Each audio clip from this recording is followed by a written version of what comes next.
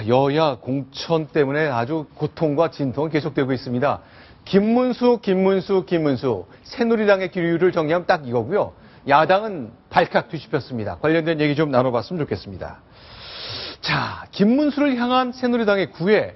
어제 이어서 몹시 뜨거운데요. 윤상현 사무총장이 그 중심에 있거든요.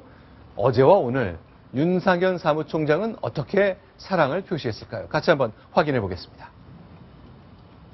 당 공천관리위에 일치된 의견은 김문수 전 지사를 동작을 선거구에 후보로 모셔오자는 것입니다. 3구 철회가 아니라 10구 철회를 해서라도 동작을 선거에 모셔오야 한다는 게 당 공천위의 판단입니다. 그래서 우리는 730 재보궐선거에서 동작을 선거구 개표소에서 김문수의 당선증을 반드시 봐야 한다는 생각입니다. 우리는 김문수 전 지사의 현재와 미래를 응원합니다. 김 전 지사는 아시다시피 우리 새누리당의 가장 손꼽히는 개혁적인 인물이고 경기도 도정을 성공적으로 수행하십니다.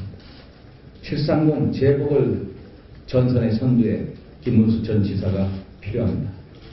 제가 스토커가 되겠습니다. 언제 어디든 찾아가서 당의 방패가 되어달라고 요청드리겠습니다. 로마 속담에 용기는 천개의 방패라는 말이 있습니다. 지금 우리에게 필요한 것은 김문수 전 지사의 용기입니다. 저렇게까지 구애를 표시했는데 이야, 어떤가요? 반응 싸늘합니다, 한마디로. 싸늘합니까? 예, 완전 싸늘입니다. 네. 오늘 윤상현 사무총장이 김문수 전 지사를 만나러 대구까지 쫓아갔습니다. 네. 대구에서 40분 동안 커피숍에서 기다리면서 김문수 지사를 현지에서 만났습니다. 아니, 잠깐만. 윤상현 사무총장이 지금 얘기한 것은 서울이었잖아요. 예. 여의도 당사인데 대구까지 내려갔어요? 예, 김문수 지사가 오늘 대구에서 방송사 출연하는 일정이 있었는데, 네. 그 밖에서 기다리다가 김문수 네. 지사를 만났습니다. 만나서 제발 출마해달라 이렇게 요청을 했지만 김문수 지사의 답변은 단호했습니다. 40분을 기다렸는데 역시 싸늘한 답을 들었다. 이런 얘기네요. 자, 선당 후사의 자세로 재보선을 이끌어달라. 박근혜 정부가 지금 위기에 빠졌다. 서울서 이겨야 한다. 국가 개조와 혁신 이끌 분은 지사님밖에 없다.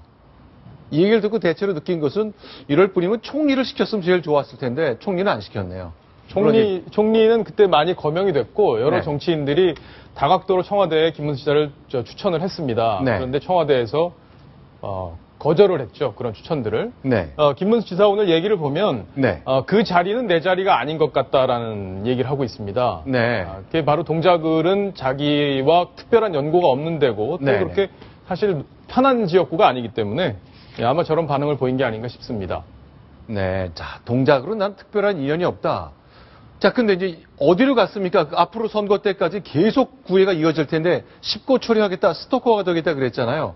좀 피해야 맞는 것 같은데 다른 일정이 있습니까? 일단은 지금 소록도로 내려가서 봉사활동을 하겠다는 게 계획이고요.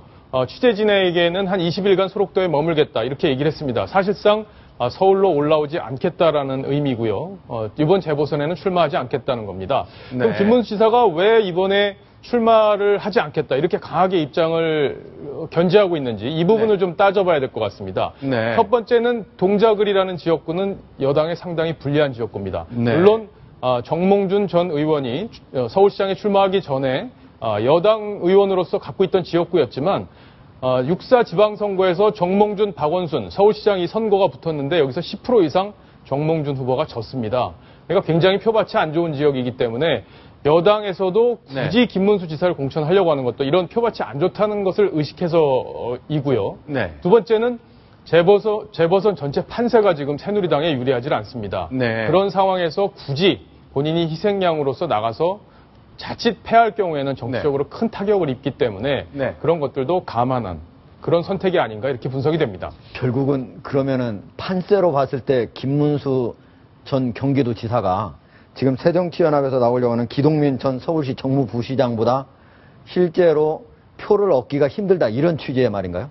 그거는 이제 가상 대결은 해봐야 되는데 오늘 네. 사실 기동민 네. 전 서울시 정무부시장이 새정치연합에 공천을 받았습니다. 네. 원래는 여기 금태섭 변호사를 공천할 거다 이런 얘기들이 있었지 않았습니까? 네. 금태섭 변호사는 안철수 공동대표의 핵심 측근이고요. 네. 민주당, 새정치연합은 결국에는 안철수의 측근이 아닌 박원순의 측근을 선택을 했습니다. 기동민은 결국에는 박원순 시장의 측근이거든요. 네, 자, 지금 화면에 나오고 있는 사람이 이제 허동준 당협위원장입니다. 자, 공천을 놓치게 된 허동준. 패륜 정당이다. 불공정에서 한마디도 안 했지, 한마디도. 저분은 친노 세력이고요. 네. 친노 측에서도 그래서 전략 공천 안 된다 이렇게 기자회견 하기도 했었죠. 기동민하고 저하고 20년 된 사이예요, 20년 된 사이. 제가 거북이 구독성 한다는 제 후임 전략 공천이라고 당했겠습니까, 후임하고? 네, 나와 오늘 전략 공천 받은 기동민 전 서울시 부시장. 우리 둘은 20년 된 사이다. 어떻게 저럴 수 있느냐 하고 강하게 항의하고 있습니다. 기동민 후보는 지금 네. 광주 네. 광산에 공천 신청을 했습니다. 근데 거기서 빼서 지금 서울에 갔다가 네. 공천을 준 거거든요. 그러니까 새정치연합의 선거 전략은 박원순 브랜드로 이번 서울 선거는 치르겠다. 네. 이런 전략이라고 볼 수 있고요. 네. 그래서 제가 여기 출연하기 전에 네. 윤상현 사무총장과 잠깐 통화를 했습니다. 윤상현 좀 대구에 대구에서 지금 올라오고 있는 상황이었고요. 차에서 네. 이제 통화를 했는데 네. 김문수 지사의 어떤 뜻이 굉장히 강하더라. 네. 그리고 당 밖에서 역할을 하고 싶지 이번엔 출마하고 싶지 않다. 이런 얘기를 강하게 했다고 합니다. 그래서 이게 대안을 찾아야 되는 게 아닌가 이런 네. 고민을 좀 시작해 보겠다 이렇게 얘기를 했고요. 네. 그리고 기습을 당했다. 기동민의 공천에 대해서는 기습을 당했다 이런 표현을 했습니다. 그래서 야당이 박원순 브랜드로 선거를 치르겠다면 네. 여당은 박근혜 브랜드로 선거를 한번 치러보겠다 이런 얘기까지 했습니다. 자, 그럼 이제 공수처 자리에 주저앉은 모습인데요. 그런데 기동민하고 저하고 20년 된 동지예요. 그런데 시청자들이 권한은 없다고 그랬어. 당대표가 권한이 있다고 그랬어요. 당대표들이 오시라고 발표하시라고 그래. 위에서는 뭐 힘이 없으니까 잠깐만. 저하고 20년 된 동지입니다. 네. 시청자들이 가장 궁금해할 게 그동안 안철수 공동대표가 네. 금태섭 변호사 자신의 측근을 공천을 할 것이라고 했었는데 오히려 박원순 현 서울시장의 측근을 네. 왜 거기에 공천하는데 찬성을 했다고 들었는데 왜 찬성을 하게 된 그러니까 겁니까? 지금 정치권에서 어떤 얘기가 나오냐면 사실 안철수 공동대표를 합당으로 끌어들인 것은 결국엔 김한길 대표였습니다. 네. 그런데 지금 사실 선거를 치르면서 안철수 공동대표가 상당히 좀 지지율이 떨어지고 있고 대신 서울시장 재선에 성공한 네. 박원순 시장은 지지율이 지금 올라가고 있는 상황입니다. 그렇죠. 그래서 김한길 대표가 안철수를 버리고 네. 박원순을 선택하는 것 아니냐 이런 해석도 지금 나오고 있습니다. 잠깐만요. 전 약간 좀 믿기 어려운데, 자, 3월 2일로 기억합니다. 지금부터 거의 4개월 전인데, 무너져가는 민주당을 겨우 지탱해 준 것이 안철수 의원과의 합당이었잖아요. 그래서 안철수 의원 앞에서는 김한길 공동대표가 그 좋아하는 담배도 안 피더라. 그런 모습을 들었던 것이 불과 100일 전이거든요. 그런데 김한길 공동대표가 안철수를 버리고 박원순 쪽 손을 잡는다. 이런 해석이 나온다는 얘기입니까? 예, 그렇게 단정하기는 어렵지만 그런 네. 해석은 충분히 가능할 것 같습니다. 네. 정치라는 게 결국에는 어떤 특정 후보가 얼마나 국민으로부터 지지를 받느냐 이게 굉장히 중요하기 때문에 네. 결국에는 이번 서울 선거도 서울 동작에서 한 군데 열리지만 이 서울 선거도 박원순 브랜드로 치르겠다. 이게 야당 전략이고 결국엔 그게 네. 김한길 공동대표의 뜻과 무관하지 않다. 이렇게 보는 것이 맞을 것 같습니다. 네. 자, 지금 보이는 영상은 오래전 영상입니다. 박원순 서울시장 그리고 안철수 공동대표. 이때는 현직이 아니라 정치 시작하기 초입 부분 같은데, 자, 2011년 가을 과연 서울시장에 출마하냐 마냐를 놓고 봤던 거의 3년 전 영상입니다. 저 모습, 결국 두 사람이 가까워졌다 멀어졌다를 반복하고 있는데 결국 김한길 대표가 안철수보다는 박원순의 손을 잡는 형식으로 서울 동작을의 공천이 이루어지는 것 같다. 예. 그런 해석이 가능하다. 과연 정치란 이런 건가 싶네요. 이렇다면 안철수 공동대표는 지금 어떻게 하고 있습니까? 완전히 허탈할 수밖에 없을 것 같은데 당이 이렇게 되네요. 안철수 공동대표는 네. 6.4 지방선거 과정에서 윤장현 광주시장에 대한 공천을 놓고 굉장히 수세에 몰렸고 네. 실제로 당이 지방선거에서 굉장히 고전을 했는데도 불구하고 큰 역할을 하지 못했습니다. 네. 그래서 지방선거 이후에 어떤 세력들도 많이 빠져나가고 있고 네. 그런 상황이기 때문에 어떤 큰 흐름을 따를 수밖에 없다. 현재로서는. 예, 이런 상황인 것으로 보입니다. 그리고 본인도 아마 이제 반전 카드를 만들기 위해서 여러 가지 시도를 네. 하지 않을까 이렇게 좀 예상을 하고 있습니다.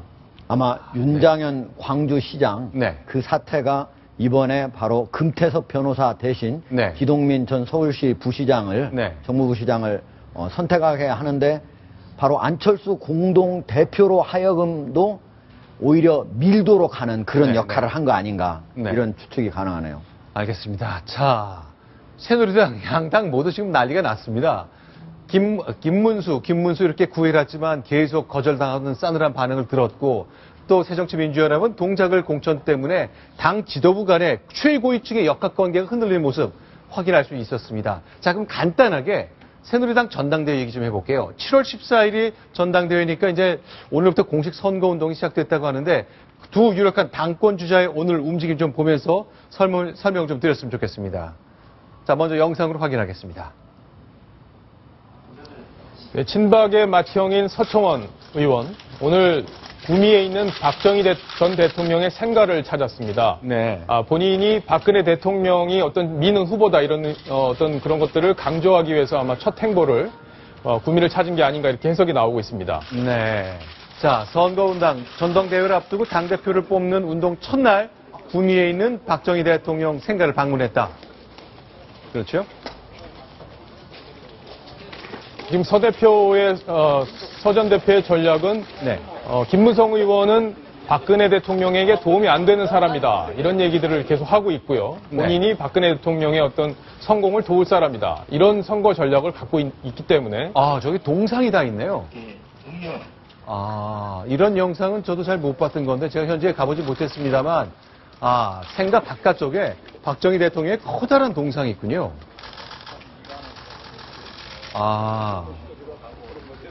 알겠습니다. 이번에는요? 이번에는 이제 김무성 의원입니다. 오늘 국립현충원을 먼저 찾았고요. 측근들과 함께 지금 참배를 하는 모습입니다. 네. 자, 헌화, 분향하고, 그렇죠? 예. 김무성 의원은 현재 여론조사에서 좀 앞서고 있는 것으로 이렇게 보도가 되고 있기 때문에 굉장히 좀 자신감을 피력하고 있는 상황입니다. 그리고 오후에는 지금 노량진에 있는 고시촌을 찾아서 젊은 층들과 네. 호흡을 하고 있습니다. 자, 구직 때문에 굉장히 가슴 아리하는 청년들, 고시해서 공무원이 되기 위한 시험 보는 청년들을 만났는데, 자, 어떤 대화를 나눴을까요? 그러니까 김무성 의원이 지금 현재 비주류이기 때문에 상대적으로 젊은 층의 네. 표심을 공략하기 위해서 첫날 행보를 젊은이들과의 소통으로 잡았다. 이렇게 해석이 나오고 있습니다. 네, 자, 노량진 고시촌 하면 가장 대표적인 것, 컵밥이라는 게 있죠? 예, 컵에 지금 담긴 밥. 점심 식사를 컵밥으로 좀 먹고 있는 모습인데요. 굉장히 3,000원짜리죠? 예, 굉장히 맛있었다고 이렇게 얘기를 했답니다. 네. 그러면서도 청년 취업 고통에 목이 맨다 이렇게 밥 먹고 나서 이런 얘기도 했답니다. 그러니까 이거죠. 다 지금 보시는 것처럼 점심값이 3,000원이고요. 우리 20대 청년 세대가 일자리도 찾지 못하는 어려움 때문에 5,000원짜리 점심을 엄두내기 어려운 현실에 처했습니다. 3,000원 정가처럼 되어 있는 노량진 고시촌 앞에 3,000원 컵밥을 먹으면서 목이 메었다는 반응을 내놨고요. 그런데 이 양측의 싸움은 뭐 계속되고 있는데 살생부가 나왔다. 이런 말은 뭡니까? 서청원 의원 측에서 어제 네. 자료를 내서 네. 김무성 의원 쪽이 친박 5적이다 아니면 네. 친박 3적이다 네. 이렇게 얘기를 하면서 살생부를 얘기하고 있다. 살생부라는 건 뭐냐면 네. 이번에 전당대회에서 대표가 될 경우에 2016년 공천을 하게 됩니다. 네. 그러면은 5적으로 찍힌 사람, 네. 3적으로 찍힌 사람은 공천을 못 받지 않겠느냐. 아하. 이게 바로 살생부 논란인데요. 네. 김무성 의원 측에서는 전혀 사실 무근이다 이렇게 설명을 했습니다. 그러니까 증오의 정치를 준비하고 있는 상대 절대 당대표가 돼서는 안 되겠다. 이런 메시지를 내고 있는 것 같습니다만 일단 김무성 후보 측에서는 사실 무근이라고 부인을 하고 있는 겁니다. 알겠습니다. 일단 오늘 공천과 관련해서 여야가 앓고 있는 홍역과 관련해서 좀 짚어봤습니다.